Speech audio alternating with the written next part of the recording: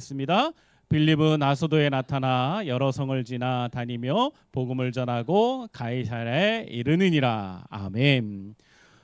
사랑하는 성도 여러분들, 여러분 만약 우리가 어떤 회사에서 프로젝트를 맡고 있는데 그 일이 너무 잘 되는 거예요. 그리고 완전히 성공의 가도를 갈리고 있었는데 갑자기 직장 상사가 와서 지금 하던 일 다 멈추고 다른 지사로 내려가라라고 한다면 여러분 기분이 어떻겠습니까?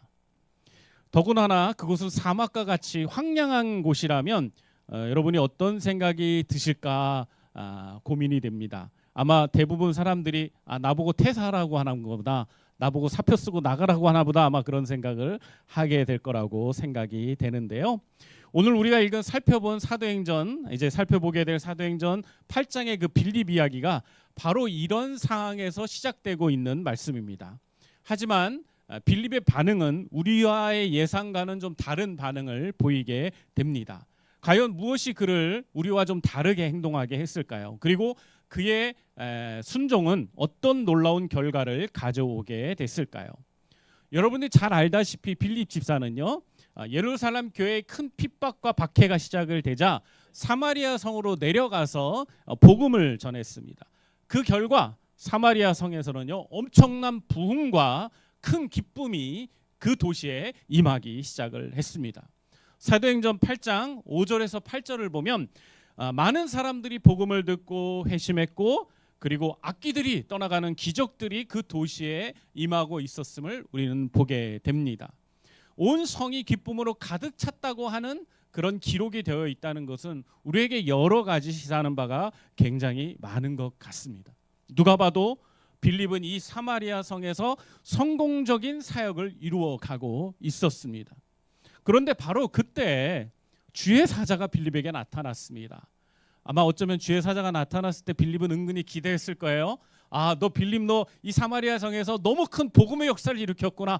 잘했다. 수고했다. 좀 천천히 이제는 잘 가꾸면서 성도들하고 함께 멋진 교회를 세워가라. 이런 격려를 하실 거라고 아마 빌립이 기대했을 수도 있습니다. 그런데 주의 사자가 나타나서 빌립에게 한 것은 그런 격려가 아니었어요. 뭘 얘기했죠? 너 지금 즉시 일어나 남쪽으로 가라라고 말씀하고 있는 것입니다. 오늘 이 본문에 나오는 주의 사자를 뜻하는 헬라어 앙겔로스는요, 단순히 천사를 의미하는 것이 아니라 주의 말씀을 전하는 메신저, 그 사자라는 뜻으로 되어 있습니다. 하나님의 직접적인 계시를 전하는 존재로 구약에서 아브라함이나 모세나 기드온에게 나타났던 그의 사자와 같은 존재로 같은 의미를 가지고 있는 것입니다. 그런데 이 주의 사자가 오늘 본문 26절에 보면 아까도 얘기한 것처럼 빌립에게 정말 황당한 명령을 내리고 있어요. 뭐였죠? 일어나서 남쪽으로 내려가라는 겁니다. 여기서 일어나서 가라는 말은요, 굉장히 빨리 가라는 얘기예요. 그냥 네가 할 거 정리 좀 하고 가라는 말이 아니에요. 지금 당장 이거 다 정리하고 떠나가야 한다라고 명령하고 계시는 거예요. 주저하지 말고 즉시 이동하라는 것이죠. 어디를 그렇게 가야 하기 때문에 주의 사자가 급히 이 모든 것들을 놔두고 가라고 하는 것일까요? 일단 주의 사자가 빌립에게 가라고 하는 곳은 오늘 본문에 의하면 가사라는 곳임을 우리가 알 수 있습니다. 가사는요, 오늘날 가자지요. 여러분, 가자 지역 굉장히 유명하죠. 네, 팔레스타인 지역에서 지금 굉장히 분쟁이 일어나고 있는 지역인데요. 거기는 과거 블레셋의 5 주요 도시 중에 하나로 예루살렘에서 남서쪽으로 약 80km 정도 떨어진 곳입니다. 그러니까 사마리아에서 예루살렘으로 가서 또 내려가야 하는 곳이 가사죠. 그런데 여기는요, 무려 사마리아에서 가려면 130km를 가야 하는 거리예요. 여러분, 말이 130km지. 그 당시에 뭐 차가 있습니까? 오토바이가 있습니까? 걸어가야 되는 거잖아요. 마차는 돈 있는 사람만 타는 거니까. 그럼 그 거리를 가려면 얼마나 오래 걸리겠어요. 제가 이걸 A한테 한번 물어봤더니 5일은 좋게 걸릴 거라고 이야기하더라고요.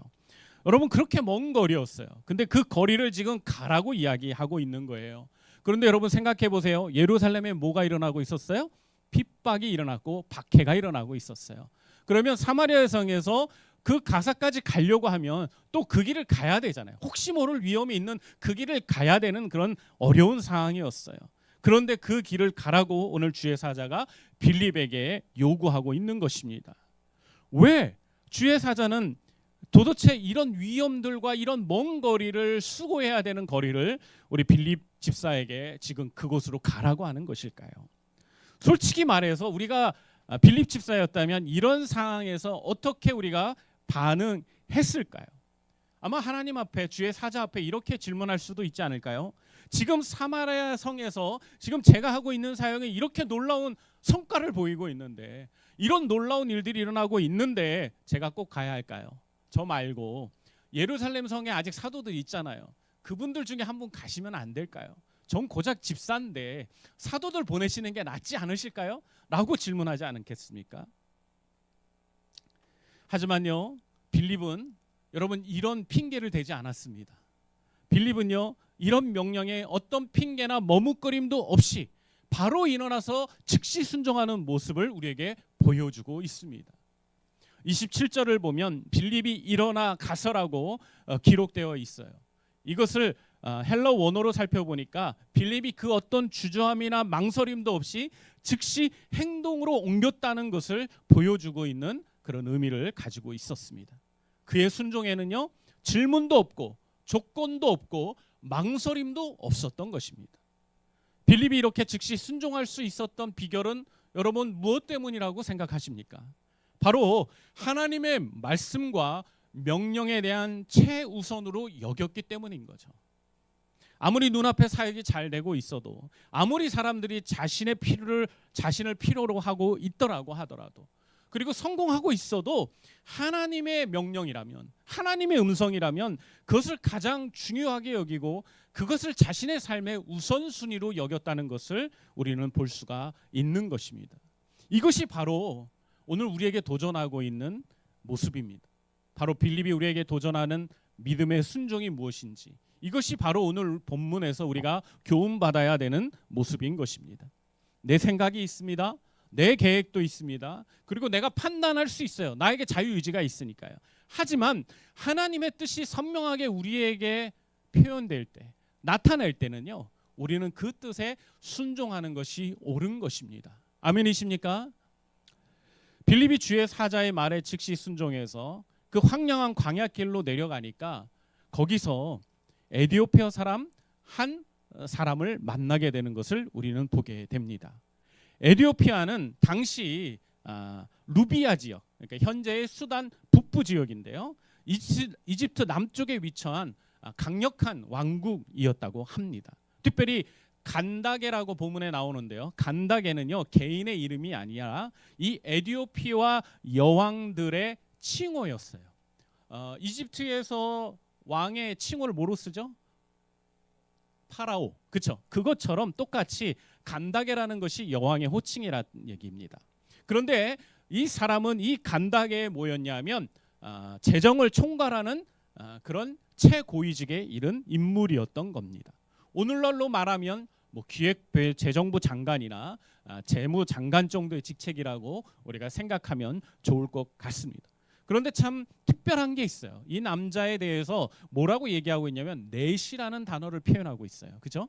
여러분들이 넷이라고 하면 아마 거세가 된 남자를 생각할 수도 있을 거예요. 그런데 오늘 본문에서 그렇게 의미로 쓰일 수도 있는데, 사실은 이 넷이라는 말은 과거 고대 사이에서는 고관, 높은 직급에 있는, 궁중에 있는 관리를 뜻하는 단어로도 사용되기도 했습니다. 이 넷이는요, 오늘 예루살렘에 예배하러 왔다가 돌아가는 길이었다고 성경은 우리에게 말해주고 있습니다. 그가 넷이라는 특징이 있기 때문에 그가 성전 안까지 들어갔을지에 대해서는 우리가 확실히 알 수는 없어요. 왜냐하면 거세된 남자는 성전 안을 들어갈 수 없는 율법이 있었습니다. 들어갈 수 없었을 거라고 많은 신학자들이 생각을 합니다. 그래서 그 먼 거리, 그 에디오피아에서부터 그 먼 거리를 온 사람이잖아요. 그런데 성전 안에도 못 들어가고 가야만 하는 그 사람을 향한 하나님의 국률의 마음에 하나님께서 오늘 빌립을 보내신 거라고 신학자들 중에 해석을 하시는 분들도 계십니다. 저도 그 부분이 충분히 가능성이 있다고 생각합니다. 하지만 본문에서 그 부분에서 언급하지 않기 때문에 우리 그냥 상상 속에서 그럴 수도 있겠다는 정도로 이해하고 넘어가면 좋을 것 같습니다. 어찌되었건 중요한 건 수천 킬로미터 거리를 몇 달간 여행해서 이 내시가 이 예루살렘 성전까지 왔다 가는 중이란 얘기예요. 그럼 이것이 무엇을 우리에게 보여줄까요? 그는 누구보다도 하나님에 대한 말씀에 대한 갈급함이 있었다는 거죠. 하나님을 더 많이 알고 싶은, 하나님을 더 많이 만나고 싶은 그런 갈망과 열정이 가득했었다는 것을 우리에게 보여주고 있는 것입니다. 그래서 그런지 하나님께서 특별히 빌립을 오늘 보내신 것 같다고 생각할 수 있는 것 같습니다. 빌립이 이 내시 앞에 왔을 때 성령께서 다시 한번 빌립을 도전하십니다. 뭐라고 하십니까? 이제 그 수레로 가까이 나아가라라고 말을 하고 있다는 것입니다.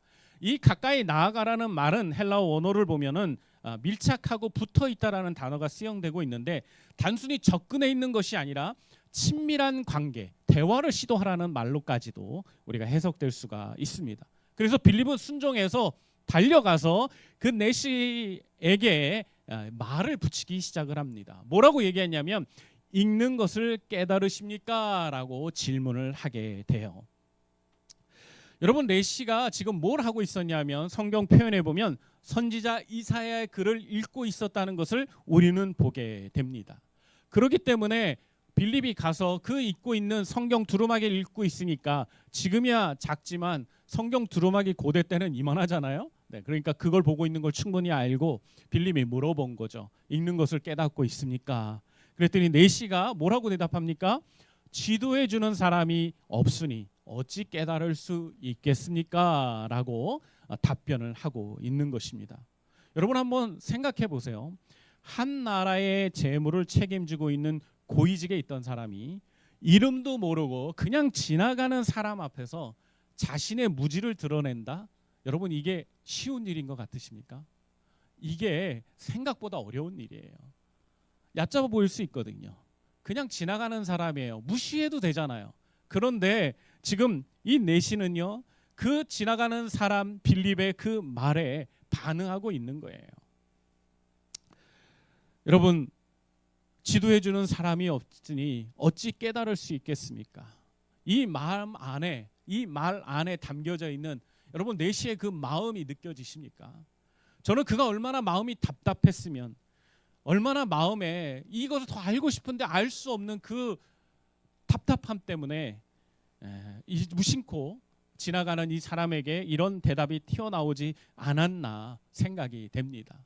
물론 하나님께서 그의 그러한 마음들을 잘 이해하시고 빌립을 예비하신 것도 많고 또한 그런 궁금증과 그런 갈급함을 이 내시의 마음 가운데 하나님이 허용하신 것도 맞는 것 같습니다. 그래서 이미 준비시켜 주신 거죠. 그 마음의 밭을 준비시켜 놓으시고 오늘 빌립과의 만남을 하나님이 조성하신 것이라고 우리는 바라볼 수 있는 것 같습니다.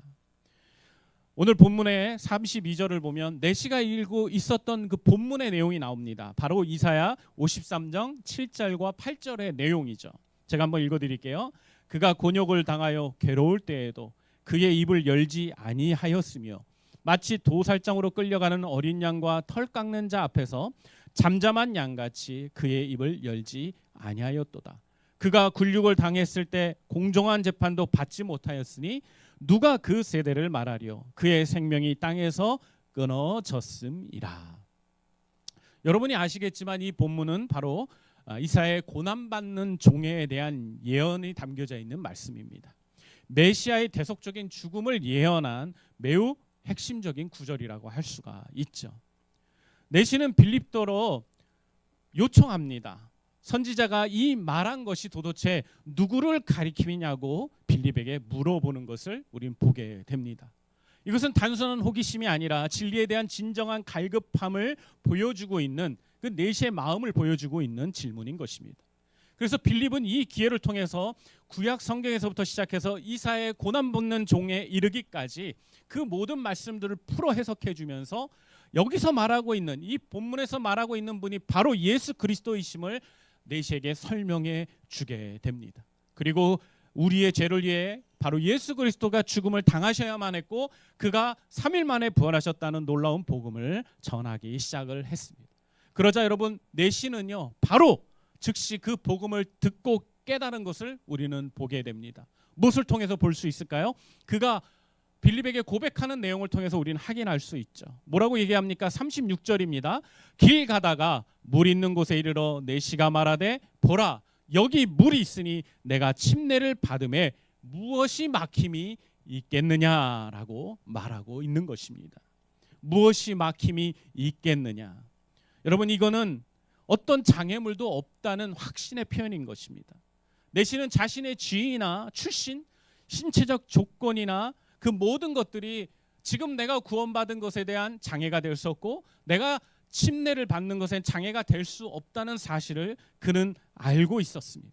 그래서 그는 지금 바로 빌립에게 청하여서 자신도 한 믿음으로 하나 되는 이 침례에 순종하고 싶다라고 고백을 하고 있는 것입니다. 그래서 빌립은 내시와 함께 물에 내려가서 침례 예식을 오늘 이 내시에게 행하고 있는 것을 보게 됩니다. 그리고 나서 물에서 올라오자 또 깜짝 놀랄 만한 일이 일어나게 됩니다. 그건 뭡니까? 주의 영이 빌립을 데리고 가버린 거예요. 침례를 받고 이제 마차로 올라오고 있는데 더 이상 빌립이 보이지 않는 거예요. 여러분 이런 상황에서 여러분들이라면 어떤 반응을 하시겠어요? 어디 갔지? 빌립 어디 가셨어? 빌립 어디 있습니까? 막 이러면서 아쉬워하지 않으시겠습니까? 나와 함께 그 놀라운 이 영적인 큰 축제와 같은 침례를 행한 중요한 사람이 없어진 거예요. 그러니까 너무나 아쉬워서 막 마음이 좀 그렇고 이럴 수 있는데 오늘 본문을 보면요. 내시는 안 그래요. 참 신기하죠. 내시의 반응이나 빌립의 반응이 우리의 예상을 많이 뛰어넘는 것을 우리는 보게 되죠. 내시 뭐라고 합니까? 다시 보지 못하되 기뻐하며 길을 가니라. 여러분 이게 이해가 되십니까? 다시 못 보는데 기뻐할 수 있다? 여러분이 저를 두 번 다시 이제 다음 주부터 못 봐요. 기뻐할 수 있습니까? 제가 다음 주부터 제가 여러분을 못 보면 제가 기뻐할까요? 아니요. 전 절망할 거예요. 너무 슬퍼할 거예요. 하나님 왜? 막 이러면서 고민하며 스트레스 엄청 받으면서 어떻게 하지? 막 이런 고심을 할 거예요. 근데요. 내시는 전혀 그러지 않고 도리어 기뻐합니다. 여러분 이게 왜 가능할까요? 왜 그럴까요? 여러분 내시가 기뻐할 수 있었던 건요. 그가 진정한 회심을 경험했기 때문이고 그 안에 성령이 함께 계셨기 때문인 거예요. 그가 외부적인 환경이나 어떤 사람에 의존하는 것이 아니라 그의 기쁨이 하나님으로부터 지금 오고 있기 때문인 거죠. 그의 기쁨이 바로 복음에 있고 그의 기쁨의 근원이 바로 하나님께 있으니까 빌립이 없더라도 상관이 없는 거예요. 그래서 그는 자신이 받은 그 구원에 기뻐하며 자신이 침례에 순종할 수 있었다는 것에 너무나 감사하며 그는 기쁨으로 다시 자신의 고국으로 돌아갈 수 있었던 것입니다. 여러분 이것이 얼마나 우리에게 큰 교훈을 주는지 짐작이 되시죠? 여러분 우리의 기쁨의 근원은 어디에 있습니까? 우리가 기뻐하고 만족하고 신나하는 우리의 근원은 무엇입니까? 혹 우리가 무언가를 가지고 있는 것, 누군가 사람 때문에 우리가 기뻐하고 즐거워하고 있었다면 이제는 우리의 기쁨의 진정한 근원이 되신 하나님으로 인하여 우리의 모든 마음이 기쁨으로 가득 차기를 원합니다. 여전히 사람들은 떠나갈 수 있지만 여전히 하나님 우리와 함께 하십니다. 아멘이십니까? 내가 잃어버릴 수 있어요. 내가 가지고 있었던 것, 내 소유물, 내가 너무나 귀하게 여겼던 걸 다 잊어버릴 수도 있어요. 하지만 여러분 그건 잊어버릴 수 있지만 우리 하나님은 결코 우리를 잃어버리지 않으십니다. 그러게 우리 좋으신 하나님, 정말 우리를 너무나 사랑하고 귀하게 여기시고 우리와 영원히 함께 하시겠다는 그 하나님으로 인하여서 우리의 삶에 어떤 환경적인 변화와 어려움이 찾아오더라도 사람 때문에 낙심이 되더라도 주님으로 말미암아 기뻐하는 저와 여러분들이 되시길 축원합니다. 아멘. 여러분 그럼 이제 또 한번 질문해 봅시다. 빌립 어디로 갔을까요? 뿅 하고 사라졌잖아요. 빌립 어디로 갔죠? 네, 성경에 답이 있죠. 참 놀라운 것 같아요. 우리가 궁금할 거 어떻게 하셨는지 40절을 보면 이렇게 되어 있습니다. 빌립은 아스도에 나타나 여러 성을 지나다니며 복음을 전하고 가이사랴에 이르니라. 오늘 설교 PPT 맨 첫 장을 좀 보여주실래요? 영상 말고. 네, 여기다가 제가 지도를 좀 신겨놨죠. 여러분이 자세히는 안 보일 수 있어요.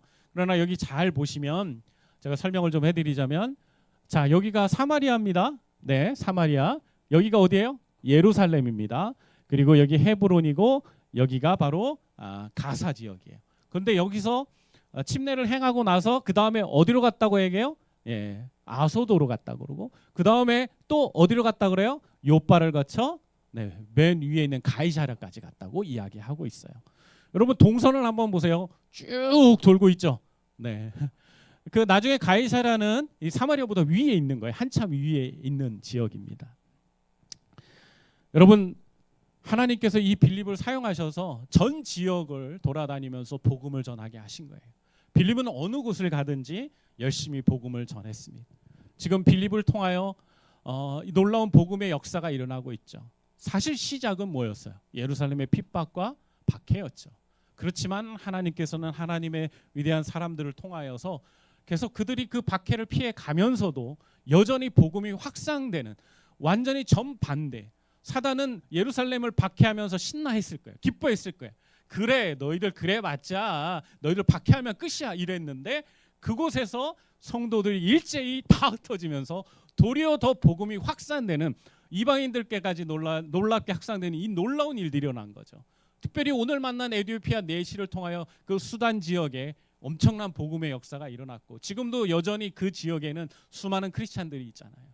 여러분 이것이 얼마나 놀라운 복음의 하나님의 일하심이고 그런 확산인지를 우리가 잘 기억해야 되는 줄 믿습니다. 물론 빌립의 순종이 매우 중요합니다. 빌립이 순종하지 않았다면, 성령의 음성과 주의 사자의 음성에 순종하지 않았다면 이런 역사는 일어나지 않았겠죠. 그러나 빌립이 정말 하나님의 말씀이 우선이고 자신의 삶에 가장 중요하다는 걸 그가 고백하며 순종했기 때문에 이런 놀라운 복음의 일들이, 전 세계적인 수많은 민족들이 구원받는 일들이 일어날 수 있었던 것입니다. 저는 우리가 바로 이 시대의 빌립이 되었으면 좋겠습니다. 하나님은 지금 우리에게 여러 가지 일들 가운데 우리를 사용하기를 원하시고 기쁨으로 우리에게 묻고 계세요. 이쪽으로 가면 어떻겠니? 이 일들을 해보면 어떻겠니? 네가 직장 가운데서, 네가 살고 있는 그곳에서 네가 이러한 일들을 통해서 사람들을 섬기고 사람들에게 하나님의 사랑을 전하는 것이 어떻겠니라고 하나님 우리를 도전하고 계세요. 여러분 우리 모두가 빌립처럼 즉시 순종하기를 바랍니다. 핑계대지 말고 주저하지 말고 머뭇거리지 말고 하나님이 말씀하셨다면 우리가 기쁨으로 순종할 수 있는 그런 빌립과 같은 믿음의 사람들이 되길 주님의 이름으로 축원합니다. 이제 결론입니다. 여러분 우리가 이 말씀을 들으면서 우리가 오늘 어떤 결론을 받아야 할까요? 먼저는요, 하나님의 뜻에 즉시 순종하는 삶을 살아야 한다는 교훈을 받을 수 있습니다. 빌립처럼 내 생각, 내 계획 그게 아니라 하나님의 말씀이라면, 하나님이 원하시는 거라면 네 그러겠습니다라고 순종하는 그런 우리들이 되어야 하는 것입니다. 뿐만 아니라 두 번째는요, 하나님의 주권적인 계획을 신뢰합니다. 하나님은 우리를 이 땅에 태어나게 하실 때는 계획이 있으세요. 우리에겐 없을 수 있어요. 그러나 우리를 이 땅에 창조하게 하시고 우리를 태어나게 하시고 우리에게 생명을 주시고 그리고 다시 한번 우리를 거듭나게 하신 그분에게는요 분명한 계획이 있어요. 그 계획을 여러분 신뢰하세요. 그리고 그분이 나에게 선을 행하실 것을 신뢰하십시오. 그러기에 하나님의 말씀과 하나님의 인도하심 안에서, 그분과의 교제 안에서 만족하고 감사하면서 하나님이 이끄심을 따라가는 저와 여러분들이 되기를 바랍니다. 그 일을 위해서 우리에게 필요한 것이 있는데 그게 뭘까요? 순종이라는 단어예요. 우리 그리스도인의 삶에 사실 많은 중요한 덕목과 우리가 갖춰야 할 요소들이 있는데 그 중에서 순종은 정말로 많은 하나님의 기적과 역사를 경험하게 하는 아주 중요한 키워드예요. 많은 그리스도인의 삶에 그런 놀라운 일들이 성경에서 보고 느끼는 것들을 우리가 경험할 수 없는 이유가 무엇이냐면 우리가 순종에 실패했기 때문이에요. 하나님의 말씀에 순종하는 것이 쉽지 않아요. 오늘 빌립의 이야기를 통해서도 얼마나 그가 어려운 가운데 순종했는지 알 수 있잖아요.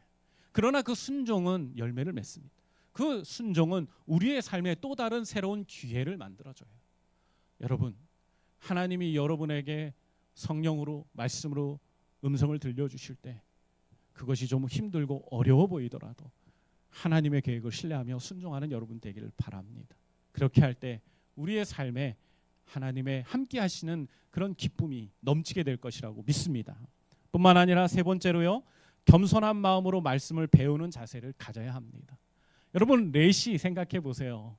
얼마나 그 먼 거리, 빌립이 사마리아 성에서 이 레시를 만나기 위해서 약 130km 정도 내려왔다고 했잖아요. 5일이나 걸려서 그 길과 그 시간의 몇 배를, 아마 10배 좋게 넘게 그 수많은 거리를 이 레시가 이 예루살렘 성까지 왔어요. 그의 마음은 어떤 마음이었을까요? 하나님의 말씀에 대한 갈급함, 하나님을 더 알고 싶은 그런 열정이 그 마음 가운데 가득 차 있었죠. 여러분 그래서 그는 도착했고 그 두 눈으로 예루살렘 성을 봤어요. 수많은 하나님의 사람들이 하나님을 예배하는 것을 봤고 하나님을 만나는 그리고 귀한 성경책까지 그는 얻고 돌아갈 수 있게 됐어요. 사실 그 당시에 그 구약 성경 하나를 갖는다는 것은 뭐 집을 여러 채 갖는 것만큼의 값어치가 있는 겁니다. 엄청난 가치가 있는 거예요. 근데 그걸 얻고 가니까 그것만으로도 좋았을 거예요. 하지만 그것이 그걸 갖는 것만이 다가 아니라 그 안에 담겨져 있는 그 복음의 핵심을 깨닫는 게 더 중요한 거잖아요. 근데 그거를 깨달을 수 없을 때 하나님이 누구를 보내셨죠? 하나님의 사람을 예비하셔서 그의 삶의 진정한 핵심과 복음의 진리를 깨닫게 해주셨잖아요. 여러분 그런 갈급함이 있는 사람에게 하나님이 진리를 깨달은 은혜를 주시는 거예요. 여러분이 아직 하나님의 말씀을 잘 안다라고 장담할 수 있는 분들이 있을까요? 죄송하지만 여러분이 그런 마음을 갖는 것 자체가 교만함이에요. 저 역시도 너무 많은 그런 말씀의 그런 부분들을 공부하고 배워가고 알아가고 있지만 여전히 배워야 할 게 너무 많아요. 여전히 알아야 할 게 너무 많아요. 최근에 AI가 그걸 많이 도와줘서 참 고맙게 생각하고 있어요. 근데 여러분 제가 아무리 많이 배우고 알아도 얼마나 많이 부족한 부분들이 있겠습니까? 여러분 그러기에 하나님 앞에서 겸손한 마음을 놓치지 마세요. 내가 아는 것이 다라고 생각하지 말고 좀 더 하나님은 내 문제에 이것에 어떤 생각을 가지고 계실까? 하나님은 내가 이런 결정을 하려고 하는 거에 하나님은 동의해 주실 수 있을까? 하나님의 뜻은 무엇일까를 자꾸 질문하고 그리고 하나님의 뜻에 대한 갈급함을 하나님께 나아가야 해요. 그런 그 과정들 속에서 하나님의 예비한 응답들을 사람들 또 그런 환경들을 여러분 목도하게 될 것입니다. 전 여러분 모두가 정말 하나님 앞에서 하나님의 그 갈급한 마음을 잃어버리지 않는 그런 여러분들이 되기를 바랍니다. 이제 네 번째는요, 복음에 대해 즉각적으로 반응하는 삶을 살아야 합니다. 미루지 말고 망설이지 말고 하나님의 응답에 응답하면서 내시처럼 보라 여기 물이 있으니 내가 침례를 안 받을 이유가 어디에 있느냐라고 말할 그런 즉각적인 반응과 결단이 여러분의 삶 가운데 있었으면 좋겠습니다. 뿐만 아니라 마지막 다섯 번째로 성경을 그리스도 중심으로 해석하고 적용해야 합니다. 하나님의 말씀을 볼 때마다 우리는 그 말씀 가운데 그 말씀이 비추고 있는 그 대상에 대한 분명한 이해를 해야 돼요. 여러분 왜 성경이 존재합니까? 왜 교회가 있습니까? 딱 하나예요. 구원자이신 예수 그리스도를 우리에게 알려주기 위해서. 그러기에 우리가 말씀을 보고 또 우리의 삶을 해석하고 모든 과정들 속에서 우리의 중심은 늘 예수 그리스도 그분이 우리의 중심이 되어야 하는 거예요. 우리의 생각과 사고와 지식과 깨달음의 모든 핵심은 예수 그리스도로 종결되어야 하는 겁니다. 이걸 잃어버리고 다른 것을 바라보고 다른 걸 생각하는 순간 여러분은 사단이 뿌려놓은 수많은 덫에 빠질 위험이 있어요. 그러니 어떤 상황에서도 예수 그리스도를 중심으로 해석하고 여러분의 삶을 적용하고 순종해가는 저와 여러분들이 되기를 바랍니다. 오늘 하나님께서 오늘 우리 모두에게 각자에게 귀한 말씀을 주셨을 거라고 믿습니다. 때로는 사마리아에서 황무지로 가라고 하실 수도 있고 때로는 우리 옆에 누군가에게 다가가서 복음을 전하라고도 우리 주님이 말씀하실 수도 있습니다. 그때 우리가 빌리처럼 네 주님 그렇게 하겠습니다 라고 말할 수 있는 우리들이 되기를 진심으로 소망합니다. 그리고 에디오피아 내시처럼 겸손한 마음으로 하나님의 말씀에 대한 그런 갈급함을 갖고 하나님이 비춰주실 때 그 진리를 받아들이고 순종할 수 있는 우리들이 되기를 바랍니다. 하나님의 뜻에 순종할 때 우리는 상상할 수 없는 하나님의 역사에 동참하게 될 것입니다. 그리고 그 길에서 진정한 기쁨과 만족을 우리가 경험하게 될 거예요. 정말로 여러분의 삶이 그리스도로 말미암아 하나님의 복음으로 말미암아 기쁨이 넘치길 바랍니다. 사마리아 성뿐만 아니라 여러분의 개인의 삶, 여러분의 가정이, 여러분이 속해 있는 그 직장이, 그리고 여러분의 삶의 터전이 우리와 함께 하시는 그 그리스도로 말미암아 기쁨이 넘치는 곳이 되기를 진심으로 축원합니다. 기도하겠습니다. 사랑이 많으신 아버지 하나님, 오늘 이 귀한 말씀을 통하여 우리에게 도전해 주시고 하나님 우리에게 깨우칠 수 있는 지혜를 주심을 감사합니다. 하나님, 우리가 참 연약하고 무지합니다. 여전히 하나님 앞에서 진리를 분별하지 못하고 내 뜻과 내 생각을 가지고 하나님의 뜻을 판단하려고 할 때가 너무 많이 있는 것을 회개합니다. 아버지 하나님, 우리가 좀 더 하나님 앞에서 겸손하게 무릎 꿇고 주의 말씀과 주의 뜻을 구하는 자들이 되게 도와주시고, 하나님께서 오늘 이 빌립과 내시를 통해서 우리에게 보여주셨던 그 교훈들을 우리 성도들 모두가 한 주간 잘 기억하고 순종할 수 있게 축복해 주시옵소서. 감사하며 예수님의 이름으로 기도합니다. 아멘. 이 시간에 우리 이제 마지막